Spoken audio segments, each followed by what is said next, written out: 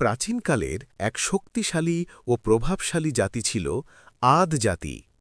তারা বসবাস করত আরব উপদ্বীপের দক্ষিণাঞ্চলে আহকাফ নামে পরিচিত বালুকাময় এলাকায়। এই জাতি ছিল শারীরিকভাবে অত্যন্ত শক্তিশালী, দীর্ঘদেহী এবং নির্মাণ কৌশলে পারদর্শী। তারা উঁচু উঁচু প্রাসাদ, স্তম্ভ ও দুর্গ নির্মাণ করত এবং নিজেদের শক্তি ও সম্পদের উপর অত্যন্ত গর্ব করত। কিন্তু এত শক্তি ও সামর্থ্য থাকা সত্ত্বেও তারা আল্লাহ তাআলার একত্ববাদ অস্বীকার করত। তারা মূর্তি পূজা করত এবং জুলুম, অহংকার ও অন্যায়ে লিপ্ত ছিল। তারা ভাবত, আমাদের চেয়ে শক্তিশালী আর কে আছে? আল্লাহ তাআলা তাদের হেদায়েতের জন্য তাদেরই মধ্য থেকে একজন নবী প্রেরণ করলেন।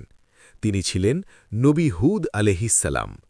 হুদ আলাইহিসসালাম তাদেরকে শান্তভাবে উপদেশ দিলেন এবং বললেন, হে আমার জাতি, তোমরা একমাত্র আল্লাহের ইবাদত করো, তিনি ছাড়া তোমাদের কোনো উপাস্য নেই। তোমরা অন্যায় ছেড়ে দাও এবং আল্লাহের কাছে ক্ষমা প্রার্থনা করো। নবী হুদ আলাইহিসসালাম তাদের সতর্ক করে বললেন, যদি তারা তওবা না করে তবে আল্লাহের পক্ষ থেকে কঠিন শাস্তি নেমে আসবে। তিনি তাদেরকে অহংকার ত্যাগ করতে ও ন্যায়ের পথে ফিরে আসতে আহ্বান জানান। কিন্তু আদ জাতির নেতারা ও অহংকারী লোকেরা হুদ আলাইহিসসালামের দাওয়াত প্রত্যাখ্যান করল।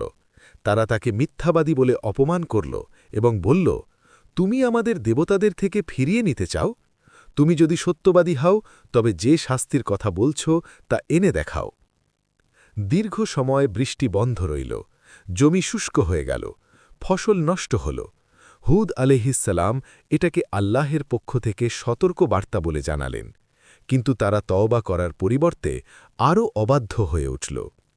অবশেষে আকাশে কালো মেঘ দেখা দিল।